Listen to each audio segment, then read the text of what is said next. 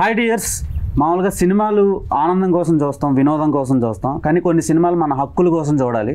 So ఆ ప్రాసెస్లో ఉక్కు సత్యాగ్రహం అని ఒక సినిమా మన ముందుకు తీసుకొస్తున్నారు.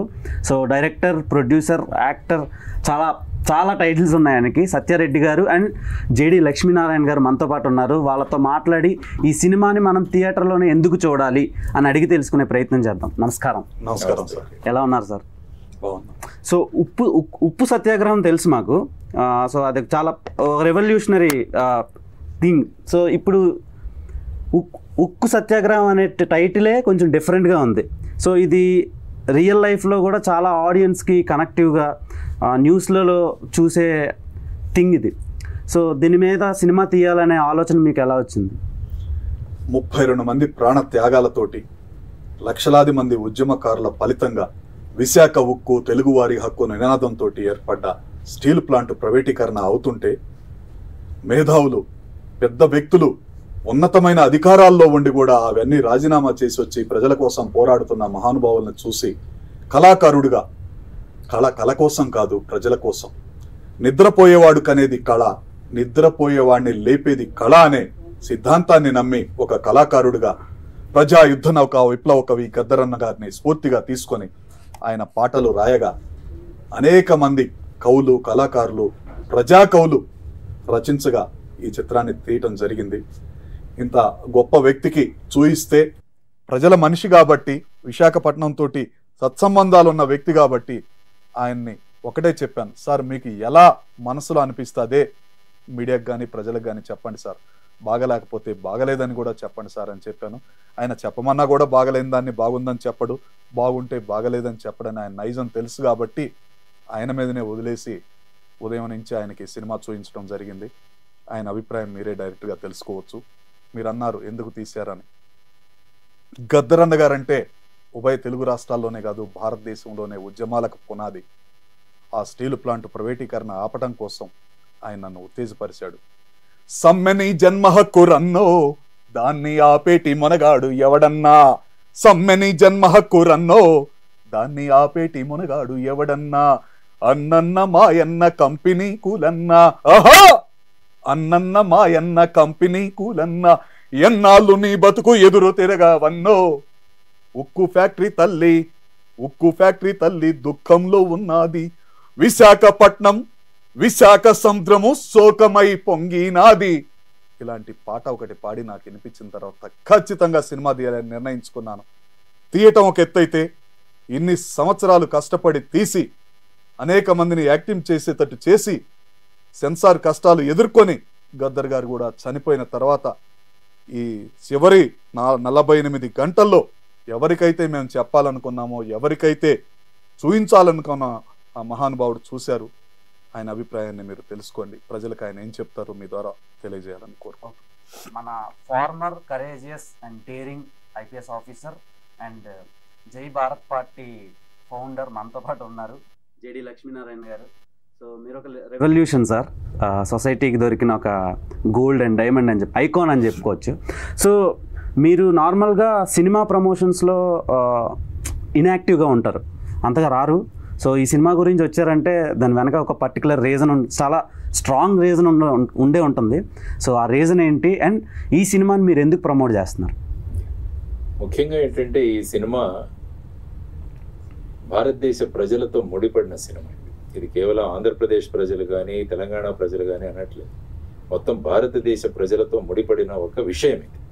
ఎందుకంటే బేసిక్గా ప్రైవేటైజేషన్ అన్న ఒక విషయం. ఎందుకంటే ప్రస్తుతం నాన్ స్ట్రాటజిక్ సెక్టర్లో ఉన్న వాటన్నింటినీ కూడా ప్రైవేటైజ్ చేయాలన్న దిశగా ప్రభుత్వం ఆలోచిస్తుంది. దానివల్ల ఏంటంటే అనేక కష్టాలు వస్తాయి ప్రజలకు. ఎందుకంటే బేసిక్గా మనది వెల్ఫేర్ స్టేట్. అందులో ఈ ధనికులకు పేదలకు మధ్య ఉన్న అంతరాలు ఏవైతే ఉన్నాయో వాటిని తగ్గించాల్సిన బాధ్యత ప్రభుత్వాన్ని. దానికోసమే పబ్లిక్ సెక్టర్ అన్నది వచ్చింది. మనం టోటల్గా అమెరికన్ క్యాపిటలిస్ట్ సిస్టమ్ మనం అడాప్ట్ చేసుకోలేదు. మనం మిక్స్డ్ ఎకానమీ అనుకున్నాం. ప్రైవేటు పబ్లిక్ సెక్టర్ రెండు కలిసి ఉంటాయి. తర్వాత ఇంతకుముందు సత్యారెడ్డి గారు చెప్పినట్టు 32 మంది ప్రాణత్యాగాలతో వచ్చిన ఇది ఒక యూనిట్. తర్వాత భారతదేశంలోనే ఒక పోర్ట్ దగ్గర ఉన్న స్టీల్ ప్లాంట్ ఇది ఒకటి. కాబట్టి ఈ విధంగా ఉన్న యునిక్ ఫీచర్స్ ఏవైతే ఉన్నాయో, ఆ తర్వాత క్వాలిటీ ఆఫ్ స్టీల్ విశాఖపట్నంది చాలా గొప్పది. తర్వాత ముఖ్యంగా ఈ స్టీల్ ప్లాంట్ ఏర్పాటు చేయడానికి 16,000 మంది రైతులు వాళ్ళ భూముల్ని ఫ్యాక్టరీకి ఇచ్చారు. ఆ ఇచ్చిన సందర్భంగా వాళ్ళకు ఒక ప్లాట్, తర్వాత వచ్చేసి వాళ్ళలో ఉద్యోగం ఇస్తామని చెప్పారు. ఇప్పటికీ 8,500 మందికి ఉద్యోగాలు ఇవ్వాలి. ఇది 4వ తరం, ఇది 4వ తరం. వారు మరి ఎక్కడికి వెళతారు? కాబట్టి ఈ విషయం వచ్చేసి ప్రజా సమస్యలతో ముడిపడిన విషయం. ఆ తర్వాత ప్రజలందరూ కోరుకుంటున్నారు ఇది ప్రభుత్వ రంగ సంస్థగానే ఉండాలి. కాబట్టి ఇటువంటి జెన్యున్ ఇష్యూ ఏదైతే ఉందో, తర్వాత ఈ ఫ్యాక్టరీ, ఈ steel unit, Vizag steel plant అన్నది ప్రైవేటీకరణ కాకూడదని హైకోర్టులో పబ్లిక్ ఇంట్రెస్ట్ లిటిగేషన్ కూడా నా బాధ్యతగా నేను వేశాను. ఆ పబ్లిక్ ఇంట్రెస్ట్ లిటిగేషన్ నడుస్తుంది. అందువల్ల నాకు పర్సనల్గా కూడా ఇందులో చాలా ఇంట్రెస్ట్ ఉంది ఈ సబ్జెక్ట్లో. కాబట్టి ఈ సబ్జెక్టుని అత్యంత పవర్ఫుల్ మాధ్యమం ప్రస్తుతం ఉన్న సినిమా ద్వారా సత్యారెడ్డి గారు ప్రజలకు తెలియజేయబోతున్నారన్న విషయం తెచ్చి చాలా ఆనందించాను. మంచి మిత్రులు వారు, అప్పుడప్పుడు కలిసినప్పుడు కూడా మాట్లాడుకునేవారం. కానీ ఈరోజు సినిమా ఇవి చూసిన తర్వాత నేను ఆశ్చర్యపోయాను. నేను అనుకున్న దానికి వీరు యాక్చువల్గా చూపించిన దానికి చాలా డిఫరెన్స్ ఉంది. అంటే ఆ విధంగా చూస్తున్న వాళ్ళు ఎవరు కూడా ఆ సీట్లో ఖచ్చితంగా కూర్చోలేరు. ఎప్పుడు లేద్దామా అనిపిస్తుంది. మనం కూడా ఆ పాటలతో మనం కూడా గొంతు కలుపుదామా అన్న ఫీలింగ్స్ వారు తీసుకొచ్చారు. సార్, బేసిక్గా సినిమా చూసే విధానం మారిపోయిందండి. అంటే ఒకప్పుడు అంటే ఏది చూపించినా చూస్తుండే ఆడియన్స్. ఇప్పుడు ఈ సోషల్ మీడియా పెరిగిన తర్వాత ఈ 5G వరల్డ్లో ఆడియన్కి చాలా టెక్నాలజీ దగ్గరికి వచ్చేసింది, చేతిలో ఉంది. సో ఇలాంటి టైప్ ఆఫ్ ఫిలిమ్స్ని థియేటర్లోనే చూడాలి అంటే చాలా మందికి కష్టంగా ఉంటుంది. సో ఈ సినిమాలో స్పెషాలిటీ ఏంటి, అండ్ మీ క్యారెక్టర్ కూడా ఈ సినిమాలో ఉందంట. అంటే గొప్ప వ్యక్తులు ఎలా ఉంటారంటే వాళ్ళు ఇతరులకు ఆపాదిస్తారు వారు చేసిన విషయాలు, వాళ్ళు చెబుతుంటారు. కాబట్టి మిత్రులు కాబట్టి వారు ఆ విధంగా చెప్పారు. కానీ ఈ విషయం ఏదైతే ఉందో అది ఖచ్చితంగా ఈ కంప్లీట్, ఎందుకంటే కథ, మాటలు, తర్వాత వచ్చేసి అప్పుడు దాసరి నారాయణరావు గారు చూసేవారు. వారు కథ, మాటలు, పాటలు, స్క్రీన్ ప్లే అన్ని కూడా దాసరి నారాయణరావు గారు. తర్వాత మళ్ళా ఒకసారి సత్యారెడ్డి గారిని ఈరోజు ఆ టైటిల్ చూసే అవకాశం నాకు దొరికింది. తర్వాత ఆయన స్వయంగా కూడా నటించారు. తర్వాత ఆ ఉద్వేగభరితమైన ఆయన హావభావాలు చూస్తే కూడా ఎప్పుడైతే మనిషి ఆ విషయంతో ట్రూగా కనెక్ట్ అవుతామో అప్పుడు మన శరీరం కూడా స్పందిస్తుంది ఆ విధంగా చేయడానికి. కాబట్టి ఆ పాటలు, తర్వాత ముఖ్యంగా గద్దర్ గారు ఈ సినిమాలో నటించడం అన్నది చాలా గొప్ప విషయం. గద్దర్ గారు నాకు బాగా పరిచయం. ఏం లచ్చన్న ఎట్లున్నావే అంటారు ఆయన కలిసినప్పుడు. కాబట్టి ఆ విధమైన ఆయన కూడా ఒకసారి స్క్రీన్ మీద మళ్ళా చివరిసారిగా ఆయన చూడడం అన్నది కూడా జరిగింది. ఆయన కూడా చాలా ఇన్వాల్వ్ అయి చేశారు. ఎవరు, కోరెటి వెంకన్న గారు కావచ్చు, లేకుంటే సుద్దాల అశోక్ తేజ గారు కావచ్చు, వారు రాసిన పాటలు, అందులో ఉపయోగించిన పదాలు కూడా చాలా ఇదిగా ఎమోషనల్గా, ఇన్స్పిరేషనల్గా ఉంటాయి. మీరు అన్నారు సినిమాకి వెళ్ళి కూర్చోవాలి. సినిమా సాధారణంగా మనం ఒక ఎంజాయ్మెంట్ కోసం లేకుంటే టైంపాస్ కోసం చూస్తుంటాం. కానీ కొన్ని సినిమాలు మన సామాజిక బాధ్యతతో చూడాల్సిన అవసరం కూడా ఉంది. ఎందుకంటే ఈ సినిమాకి ఎంత ఖర్చు పెట్టి తీసిన తర్వాత ఇది ఎవరి కోసం తీస్తున్నారు? ఫైనల్గా ఒక అభూత కల్పన కాదు, ఫ్యాంటసీ వరల్డ్ కాదు, ఇది రియాలిటీ. అందుకని ఈ మధ్య నాకు చూస్తున్నది ఏంటంటే బయోపిక్స్ కూడా బాగా జనాలు చూస్తున్నారు. రియల్ టైమ్ స్టోరీస్, బయోపిక్స్ కూడా ఈ మధ్య ఆడియన్స్ పెరిగారు. ఫ్యాంటసీలో ఉండడం కన్నా నిజమైన రియలిస్టిక్ ఇష్టపడుతున్నారు. కాబట్టి ఇది కూడా రియలిస్టిక్, ప్రజల యొక్క సమస్యలతో ముడిపడిన సినిమా. కాబట్టి నేను చెప్పినట్టు ఇది కేవలం ఎంటర్టైన్మెంట్ మాత్రమే కాదు, ఇందులో సామాజిక బాధ్యత ఉంది. సామాజిక బాధ్యతతో వీరు సినిమా తీసినప్పుడు మనం కూడా సామాజిక బాధ్యతతో స్పందించడం అన్నది మనిషి యొక్క లక్షణం. కాబట్టి ఈ సినిమా ఖచ్చితంగా సినిమాలో థియేటర్లో చూడండి అని నేను మీ ద్వారా, దేవ్ గారి ద్వారా తెలియజేస్తున్నాను వీక్షకులందరికీ కూడా. Treat it as a social responsibility. ఎందుకంటే మన సమస్య, మనం ఇల్లు కట్టుకునే స్టీల్ గురించి ఉన్న సమస్య, క్వాలిటీ స్టీల్ ప్రొడ్యూస్ చేసే స్టీల్ ప్లాంట్ యొక్క సమస్య, అది స్టీల్ ప్లాంట్ సమస్య కాదు, మనందరి సమస్య. కాబట్టి ఇది ప్రైవేట్ రంగంలోకి వెళ్లకుండా ప్రభుత్వ రంగంలో ఉండాలి. దానికి కారణాలు ఏంటన్నవి కూడా ఈ సినిమాలో చూపించారు. తర్వాత ఏ విధంగా ఆ సమయంలో విద్యార్థులు వాళ్ళ 32 మంది వాళ్ళ ప్రాణత్యాగాలు చేశారు. అప్పుడు చాలా మంది, తెన్నేటి విశ్వనాథం గారు కావచ్చు, గౌతు లచ్చన్న గారు కావచ్చు, వీరందరూ కూడా వాళ్ళ పదవులను వదిలేశారు. సుమారుగా 55 మంది వాళ్ళ పదవులను వదిలేసి వచ్చేసారు. సార్, ఇఫ్ స్టీల్ ప్లాంట్ ప్రైవేటీకరణ అయితే సిచ్యువేషన్ ఏంటి? అంటే ఏమవుతుందంటే ఈ ప్రైవేటీకరణ కాకూడదు అని ప్రజలు కోరుకుంటున్నారు. అన్ని రాజకీయ పక్షాలు కూడా వేదికల మీద మాట్లాడుతున్నారు. ఇంక్లూడింగ్ భారతీయ జనతా పార్టీ కూడా ఈ స్టీల్ ప్లాంట్ ప్రైవేటీకరణ అవ్వదనే చెబుతున్నారు. అది అందరూ ఆ విధంగా మాట్లాడుతున్నప్పుడు మాకు కూడా ఆనందం కలుగుతుంది. అంటే ఈ స్టీల్ ప్లాంట్ ప్రైవేటీకరణ అవ్వదులే. కానీ ఎప్పుడైతే మనం మాట ఇచ్చిన తర్వాత మన చర్యలు కూడా ఆ విధంగా ఉండాలి. అంటే ఈ స్టీల్ ప్లాంట్ ప్రైవేటీకరణ మేము చేయట్లేదు అని ఫైనల్ గా కేబినెట్ ఒక నిర్ణయం తీసుకుంది అనుకోండి, అది ప్రజల్లో ఒక రకమైన కాన్ఫిడెన్స్ ఇస్తుంది. కానీ ప్రతి ఒక్కరూ రావడం అవ్వదు అని చెప్పడం, కానీ కాంక్రీట్ గా స్టెప్స్ పడకపోవడం వల్ల ప్రజల్లో అనుమానాలు ఉన్నాయి. నిజంగా మనల్ని ఈ రాజకీయంగా మనల్ని ప్రభావితం చూపించడానికి చేస్తున్నారా, నిజంగా చిత్తశుద్ధితో చేస్తున్నారా అన్నది కూడా ప్రజల్లో అనుమానం కలుగుతుంది. కాబట్టి ఆ అనుమానం ఎప్పుడు రానివ్వకూడదు పొలిటికల్ పార్టీస్. వారు ప్రజాపక్షపాతిగా పనిచేసే మీరు చాలా ట్విస్ట్లు ఇచ్చారు లాస్ట్ ఒక 2 years నుంచి, కామన్ పీపుల్కి, పొలిటికల్ పీపుల్కి, అందరికీ. సో అలా ఇవ్వడానికి రీజన్స్ చాలా ఉండొచ్చు, నేను ఆ రీజన్స్ అడగను.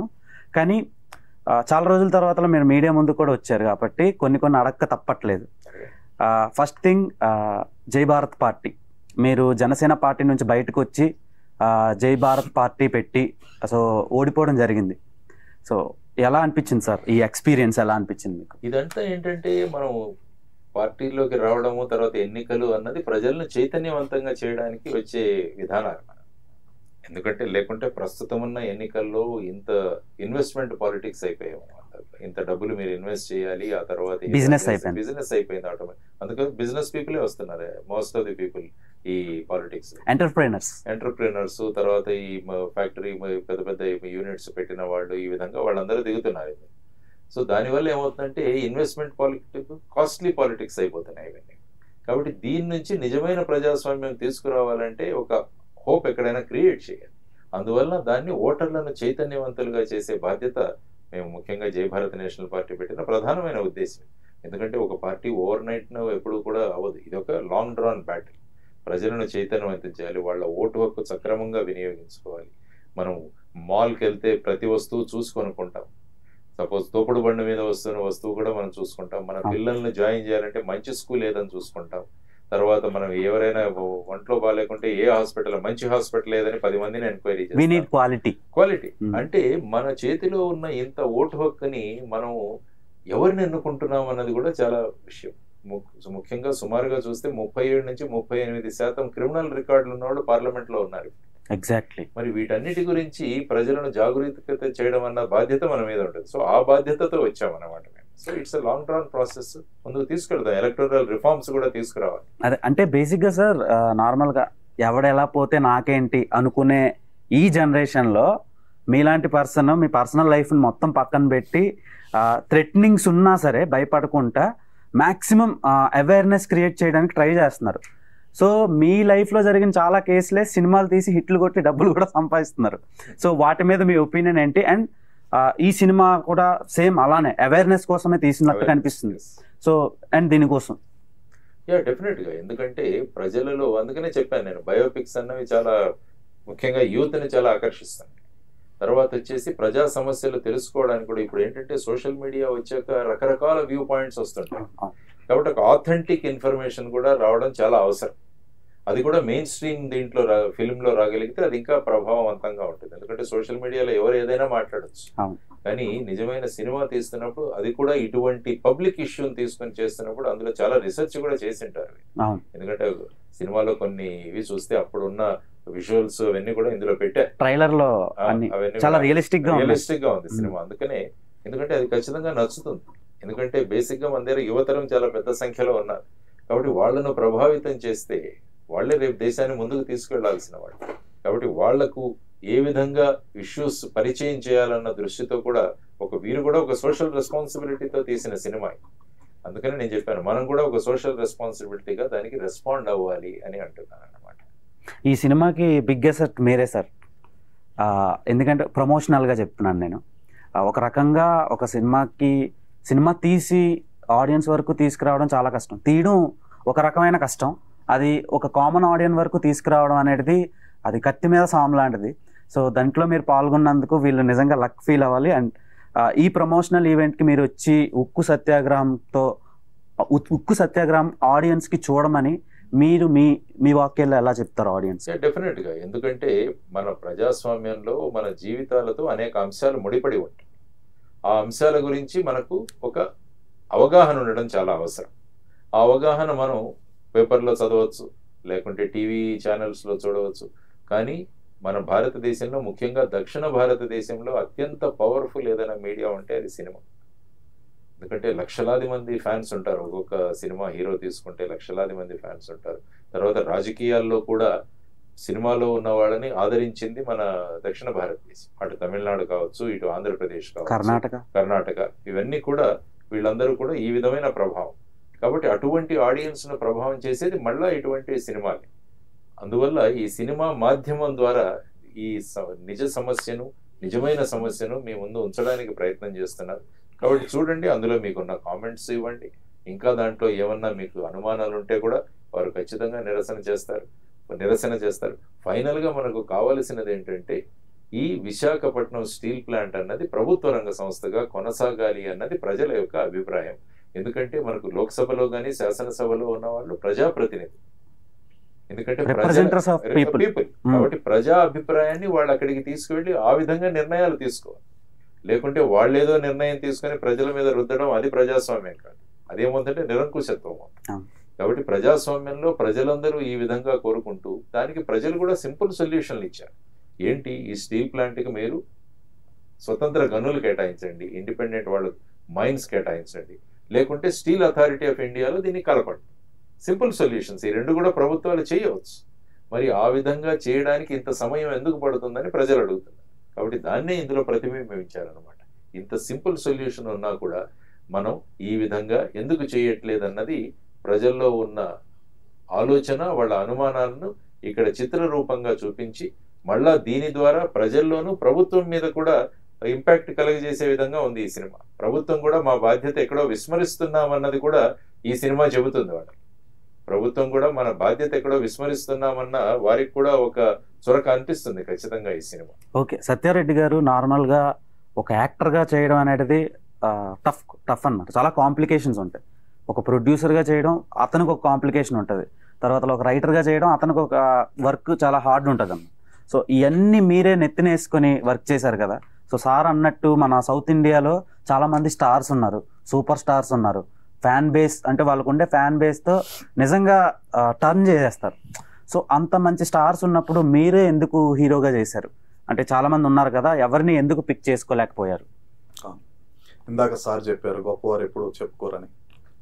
గద్దర్ గారు రీసెర్చ్ చేసి తెలుగు రాష్ట్రాల్లో ఎవరైనా నిజాతీపరుడు ఉన్న ఆఫీసర్ కానీ నాయకుడు కానీ ఉన్నారంటే సార్నే పరిగణలోకి తీసుకున్నారు. మీరు ఇందాక చెప్పారు ఆయన స్టోరీలు, నిజ జీవితంలోని స్టోరీలు తీసి హిట్లు కొట్టి డబ్బులు కూడా సంపాదించారని. కొంతమంది అలా తీసుకుంటే ఆయన ఉన్నత భావాల్ని, ఉద్యమ భావాల్ని గద్దర్ గారు ఊహించుకొని, ఒక ఇన్స్పిరేషన్ కావాలి ఒక క్యారెక్టర్కి, ఖచ్చితంగా ఆయనను ఊహించుకొని, అక్కడ ఉన్న ఉద్యమకారులని ఊహించుకొని, జరిగిన హిస్టరీని తీసుకొని ఖచ్చితంగా ఆయన దృష్టిలో పెట్టి తీసుకున్నాం. లాస్ట్ మినిట్ వరకు ఆయనకి ఎందుకు చెప్పలేదంటే, థియేటర్లు కానీ మీకు తెలిసినే ఉంటుంది, ఇలాంటి సినిమాలకి ఇవ్వటానికి ముందుకు రాకపోవచ్చు. ఈ టైప్ సినిమా అనేది ముందే ఎందుకు అది చెప్పాలని. కానీ వేయలేని థియేటర్లు కొంతమంది, మా థియేటర్లో ఈ సినిమా ఆడితే బాగుండేదేమో అనే రోజు ఇంకో 48 గంటల్లో రాబోతుంది. మీరు అన్నారు ఆయన సెట్, చాలా మా అదృష్టం. నాకంటే కూడా విశాఖ ప్రజలు, స్టీల్ ప్లాంట్ ఉద్యోగులు, భూ నిర్వాసితుల అదృష్టం ఆయన ఈ సినిమా చూడటం. ఆయనకు ఒకవేళ నచ్చి ఉండకపోతే, నేను తప్పుదారి పట్టించుంటే దాంట్లో సత్యారెడ్డి గారు ఫోన్ వచ్చింది వెళ్ళిపోతున్నాను అంటాడు. ఒక్క సెకండ్ కూడా నాకు సమయం ఇచ్చేవాడు కాదు, మీడియాతోటి మాట్లాడేవాడు కాదు. ఆయన చూడని మీడియా కాదు, ఆయన చూడని నేషనల్ మీడియా కాదు, ఇంటర్నేషనల్ స్థాయిలో వెళ్ళాడు. రియల్గా ఆయన మా కథానాయకుడు. ముందు చెప్తే దాని మీద ఎన్ని ఇబ్బందులు ఉంటాయన్న కారణంతో అన్ని రెడీ అయినాక రిలీజ్కి వెళ్ళే ముందు చెప్తున్నా. మనస్ఫూర్తిగా మీ ద్వారా సార్కి ధన్యవాదాలు. ఈ చిత్ర యూనిట్ అందరి తరపున, గద్దర్ గారి ఆత్మ తరపున, గద్దర్ గారి కుమార్తె తరపున కూడా హృదయపూర్వక. ఆమె చెప్పింది డయాస్ మీద, మిమ్మల్ని చూస్తూ పెరిగాం సార్, మాలో ఇన్ని భావాలు ఉన్నాయంటే మీరు కూడా ఒక ఇన్స్పిరేషన్ సార్. అలాంటి వాళ్ళు తెలుగు రాష్ట్రాల్లో ఎన్నో వందల వేల మంది ఉన్నారు, వాళ్ళల్లో నేను ఒకడిని. రాజకీయాల్లో వేరుగా ఉన్నా కానీ భావాల్లో, ఉద్యమాల్లో ఎన్నోసార్లు కలిసాం ఆయనతోటి. చాలాసార్లు చెప్పాను సార్ మీరంటే ఇన్స్పిరేషన్ అని, వాళ్ళల్లో నేను ఒకడిని. ఈ కథానాయకులు మీరు అన్నట్టు నేను అడిగితే చాలామంది వస్తారు. నేను చాలామంది కథానాయకులతోటి 53 సినిమాలు తీశాను. ఇదే ఛాంబర్లో ప్రొడ్యూసర్ సెక్టర్ చైర్మన్గా ఎలక్టెడ్ బాడీలో గెలిచాను. కానీ ఒక అమ్మాయిని పెట్టుకున్నాము హీరోయిన్గా ఒక క్యారెక్టర్ని. ఒక వారం రోజులు యాక్ట్ చేసిన తర్వాత 2 డైలాగులు వినేసి ఇది ఏదో తేడా కొడుతుంది, మాకేదో మళ్ళీ కమర్షియల్ సినిమా కాదని నా డబ్బులు నాకు ఇచ్చి పారిపోయింది. అలా రీషూట్ చేసాం. గద్దర్ గారు చెప్పినా కూడా ఆవిడ అలా పెద్దవాళ్ళు ముందుకు రాకపోవచ్చు, వాళ్ళ రిస్ట్రిక్షన్స్ ఉంటాయి. పెద్ద హీరోయిన్ తోటి నేను చేశాను, వరల్డ్ మిస్ వరల్డ్ తోటి కర్ష్మా కోటక్, శంకర్ దాదా జిందాబాద్లో చిరంజీవి గారి పక్కన చేసిన అమ్మాయి తోటి 2వ సినిమా నేను హీరోగా, అమ్మాయి హీరోయిన్ గా చేశాను. నాకు తెలియని ఇండస్ట్రీ కాదు, నాకు తెలియని డైరెక్టర్ లేరు, హీరోలు లేరు, హీరోయిన్స్ లేరు. 25 సంవత్సరాల నుంచి ఇదే కళామ తల్లిని నమ్ముకొని ఉన్నాను. నా కుటుంబం, నా మిత్రులందరూ కూడా వందలాది మంది ఉన్నారు. చేయలేరేమో, వాళ్ళు ముందుకు రారేమో నుంచి దాన్ని అప్రోచ్ కాలేదు తప్ప పెద్దోళ్ళతోటి చేయాలని ఉంది. ఎవరు చేయనప్పుడు నాకు తప్పదు కాబట్టి చేశాను. చాలా చేంజెస్ జరిగినాయి మన ఏపీ అండ్ టిఎస్ పాలిటిక్స్లో. మీరు బయటకు వచ్చిన తర్వాత వాళ్ళ సిద్ధాంతాలు బాగాలేదని బయటకు వచ్చారు మీరు. సో ఇప్పుడు ఎలా ఉంది సార్, రూలింగ్ ఎలా అనిపిస్తుంది? రూలింగ్ ఎప్పుడు కూడా నేను కోరుకునేది ఏంటంటే ప్రజల యొక్క స్థితిగతులు మారాలి. ప్రజల యొక్క స్థితిగతులు మారి వారి అందరి అభిప్రాయాలు ఏవైతే ఉన్నాయో, వారు ఏ విధంగా ప్రభుత్వాన్ని చూస్తున్నారో వాటిని నిజం చేయడం ప్రభుత్వం యొక్క బాధ్యత. కాబట్టి ఎలక్షన్ అప్పుడు చాలా విషయాలు చెప్పి వస్తుంటారు, మేము అది చేస్తాం ఇది చేస్తామని. సో వచ్చిన తర్వాత ఏమేం చేస్తున్నారు, ముఖ్యంగా మనకి ఏంటంటే భారతదేశంలోనూ మన 2 రాష్ట్రాల్లో కూడా యువతరం చాలా పెద్ద సంఖ్యలో ఉందని చెప్పారు. తర్వాత చాలా మంది ఇప్పుడు ఉద్యోగాల కోసం చూస్తున్నారు. ఉద్యోగాలకు అంటే ప్రభుత్వ ఉద్యోగాలు కావచ్చు, ప్రైవేట్ కావచ్చు, స్వయంగా కూడా వాళ్ళు ఎంటర్‌ప్రెన్యూర్స్ కూడా మారచ్చు. ఈ విధమైన వాతావరణాన్ని కలుగజేయాల్సిన బాధ్యత ప్రభుత్వం మీద ఉంది. మీరు ప్రభుత్వ ఉద్యోగాలు కొంతమందికే ఇవ్వగలరు, మిగతా వారందరికీ కూడా పెద్ద ఎంప్లాయ్మెంట్ బేస్ క్రియేట్ చేయాలంటే ఇన్వెస్ట్మెంట్ తీసుకురావాలి, బయట నుంచి కొత్త యూనిట్స్ రావాలి. ఆ తర్వాత ఎవరైనా స్వయంగా మేము చేస్తాము అనుకుంటే వాళ్లకు చేయూతగా నిలబడి స్టార్టప్స్ కావచ్చు, ఎంటర్‌ప్రెన్యూర్‌షిప్ కావచ్చు, వీటన్నిటి కూడా వాళ్ళకి ఇవ్వగలగాలి. ఈ విధంగా ప్రభుత్వం పనిచేయాలని ఎప్పుడు కూడా కోరుకుంటాం ఈ 2 రాష్ట్రాల్లో కూడా. ఎందుకంటే యువతరాన్ని మనం మిస్ చేసుకుంటే ఆ తర్వాత యువతరం ఏ మార్గంలో వెళుతుంది అనేది కూడా చాలా కష్టం. అండ్ వన్ మోర్ థింగ్ ఏంటంటే చాలా మైగ్రేషన్స్ మన ఏపీ నుంచి తెలంగాణ నుంచే జరుగుతున్నాయి. లాస్ట్ 1.5-2-3 years నుంచి maximum number of students and youth బయటకు వెళ్ళిపోతున్నారు. అది బిజినెస్ అవనియండి, స్టడీస్ అవనియండి. దానికి ఎప్పుడు సార్ ఫుల్ స్టాప్ పడుతుంది? అంటే ఏంటంటే విదేశాలకు వెళ్ళి అక్కడ చదువుకొని అక్కడ చేయడం దాంట్లో ఏమీ అభ్యంతరం తీసుకోకూడదు. ఎందుకంటే అక్కడ ఎడ్యుకేషన్ బాగుంటే వెళ్ళండి. అందుకనే ఎప్పుడు ఏంటంటే లెర్న్, ఎర్న్ అండ్ రిటర్న్ అంటాం. అక్కడ వెళ్ళి చదువుకోండి, సంపాదించండి, మళ్ళీ దేశానికి రండి. చేసి ఇక్కడ మన దేశంతో మన బాధ్యత ఉంది. We have to pay back to the society. ఈ సొసైటీ నుంచి ఎంతో తీసుకున్నాం కాబట్టి మళ్ళీ ఈ సొసైటీకి ఇవ్వాల్సిన బాధ్యత మన మీద ఉందని.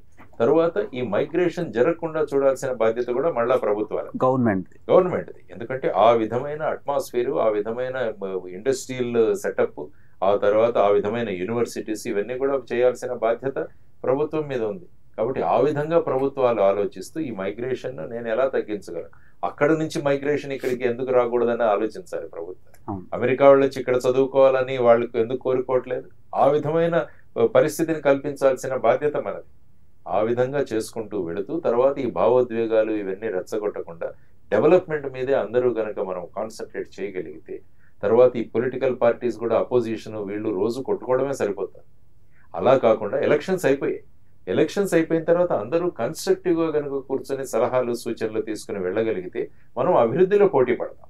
లేకుంటే ఎవరిని ఎలా తిడుతున్నామని దీంట్లో పోటీ పడుతున్నాం మనం ఎక్కడ చూసినా కూడా. కాబట్టి అది పోటీ కాకూడదు, పోటీ అభివృద్ధి. అందరం కలిసి రాష్ట్రాన్ని ఎలా అభివృద్ధి చేయగలం అన్న దాని మీద వాళ్ళు కాన్సన్ట్రేట్ చేయాలని నేను కోరుకుంటాను. ఓకే, అండ్ థింగ్ సెక్యులరిజం పేరుతో చాలా లొల్లిలు జరుగుతున్నాయి, బయట చాలా గొడవలు జరుగుతున్నాయి.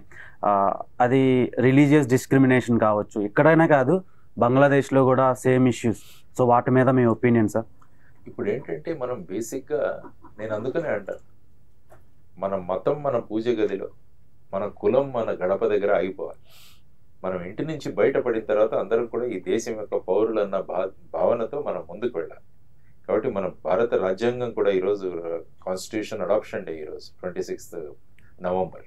కాబట్టి ఈరోజు మన సెక్యులర్ అండ్ సోషలిస్ట్ ఈ 2 పదాలు మనకు 42వ కాన్స్టిట్యూషన్ అమెండ్మెంట్ యాడ్ చేసుకున్నాం. నిన్ననే సుప్రీంకోర్టు కూడా చెప్పింది ఇవి 2 కూడా ఉండాలి. సెక్యులర్ అంటే అన్ని మతాలను సమంగా ప్రభుత్వం ఆదరించడం. సోషలిజం అంటే కేవలం కొంతమంది చేతుల్లో మాత్రమే ఆదాయం లేకుండా అందరికీ దాన్ని ఇవ్వగలగాలి. ధనికులు పేదలకు మధ్య ఉన్న ఈ వ్యత్యాసం ఏదైతుందో ఈ వ్యత్యాసాన్ని తగ్గించాలి. మరి ఈ రెండు జరగట్లేదు కదా, జరగాలి కదా. మరి అటువంటి వాళ్ళని ఎన్నుకోవాలి ప్రజలు. మరి అటువంటి ఆలోచనలు ఉన్నవాళ్ళని చేసుకోవాలి. ఇప్పుడు ఈ ఉక్కు సత్యాగ్రహం అవుతోంది, ఉద్యమం అవుతోంది అంటే ఏ విషయం కూడా ఉద్యమం స్థాయికి వెళ్లకుండా చూసుకోవాల్సిన బాధ్యత ప్రభుత్వాల మీద ఉంది.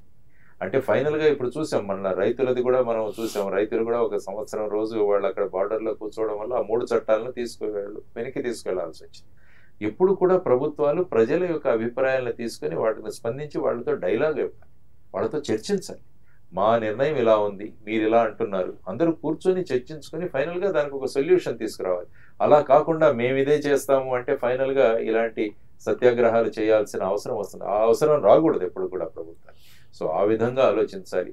కాబట్టి ఏంటంటే ఈ సెక్యులరిజం గురించి మీరు మాట్లాడారు కాబట్టి అందరూ మనం ఒకరినొకరు గౌరవించుకోవడం ఇదే ప్రతి రిలీజియన్ కూడా చెబుతుంది, ప్రతి మతం కూడా ఇదే చెబుతుంది. ప్రతి ఒక్కరిలో దేవుడు ఉంటాడు, ఆ దేవుడిని గౌరవించాలి అన్నదే మనం అనుకుంటున్న విషయం. కాబట్టి ఇటువంటి ఆలోచనలు చేసి ఈ విధంగా మతాలు కులాలు అని ప్రజల్ని రెచ్చగొట్టడం అది కరెక్ట్ కాదు. ఎప్పుడు కూడా కేవలం ఎన్నికల కోసం ప్రజలను విభజించడం అన్నది, ఈ మతాలు కులాల పేరిట ఇంత అభివృద్ధి చెందుతున్నాం, ఇంత చదువుతున్నాం, ఇంకా మనం మతాలు కులాల మీదే మన ఆలోచనలు ఉండిపోతే మరి అభివృద్ధి దిశగా ఎప్పుడు వెళతాం మనం? ఇది అందరూ ఆలోచించాల్సిన అంశం. ఫైనల్ గా వై షుడ్ బి వాచ్ ఉక్కు సత్యాగ్రహం in theatres on November 29th అంటే మీరేం చెప్తారు? Yes, it is my social responsibility అంట. ఎందుకంటే ప్రజా సమస్యలతో ముడిపడిన విషయం, ప్రజల యొక్క అభిప్రాయాలతో ముడిపడిన విషయం, దేశం యొక్క ప్రగతి కోసం ముడిపడిన అంశం. కాబట్టి ఈ 3 అంశాలు ఉన్నాయి కాబట్టి ఈ సినిమాలో ఖచ్చితంగా చూడండి. ఇటువంటి విషయాలను ప్రోత్సహిస్తే ఏమవుతుందంటే ఇటువంటి సబ్జెక్టులు వస్తాయి. ఓకే, ఎందుకంటే ఇటువంటి విషయాలు real time problems, real time issues కి మనం ప్రేక్షకులు గనక ప్రోత్సాహం ఇస్తే ఎంతో మంది ప్రొడ్యూసర్స్ వీళ్ళు కూడా నిజమైన సమస్యలను బయటికి తీసుకొచ్చి ప్రజలకు ఇస్తారు. దీనివల్ల ప్రభుత్వాల మీద కూడా దాని ప్రభావం ఉంటుందని తెలుసుకోవాలి. కాబట్టి ఇది ఆదరించాల్సిన సామాజిక బాధ్యత ఉందని నేను అనుకుంటాను. ఓకే, అండ్ సత్యారెడ్డి గారు, 1 word అబౌట్ ఉక్కు సత్యాగ్రహం. మహనీయుల చరిత్ర, తెలుగు జాతి చరిత్ర ప్రజలకి ఈ జనరేషన్కి చూయించబోతున్నాం. ఇది తెలుగు జాతి ఏంటి, ఉక్కు సత్యాగ్రహం ఏంటి, 32 మంది ప్రాణాలతోటి సాధించుకున్న కాపాడుకోవటం ఎలా అనే దానికి సార్ చెప్పినట్టు ఇది ఒక ఇన్స్పిరేషన్గా మిగులుద్ది. సీట్లో నుంచి సినిమా అయిపోయి లేవబోయేసరికి ప్రతి ప్రేక్షకుడు తెలుగువాడు, విశాఖ ఉక్కు ఆంధ్రుల హక్కు, విశాఖ ఉక్కు తెలుగువారి హక్కు అని పైకి అంటాడు. ఒకవేళ అనలేని వాళ్ళు హృదయంలో అనుకుంటారు, ఈ సినిమా చూస్తే ఉద్యమంలో ప్రత్యక్షంగా పరోక్షంగా పాల్గొన్నట్టేనని కూడా మీ ద్వారా సార్ సమక్షంలో అందరికీ తెలియజేస్తాను. Thank you sir. Thank you so much for giving your precious time to ఉక్కు సత్యాగ్రహం. అండ్ మీకు కూడా wish all the very good luck sir. So ఈ సినిమా November 29వ తేదీన థియేటర్స్లో మన ముందుకు వస్తుంది. ఖచ్చితంగా వెళ్ళి చూడండి, ఎంకరేజ్ చేయండి. ఇలాంటి ఫిలిమ్స్ ఇంకెన్నో రావాలని మనస్ఫూర్తిగా కోరుకుందాం. Until then, signing off Dev Tompala. Bye by.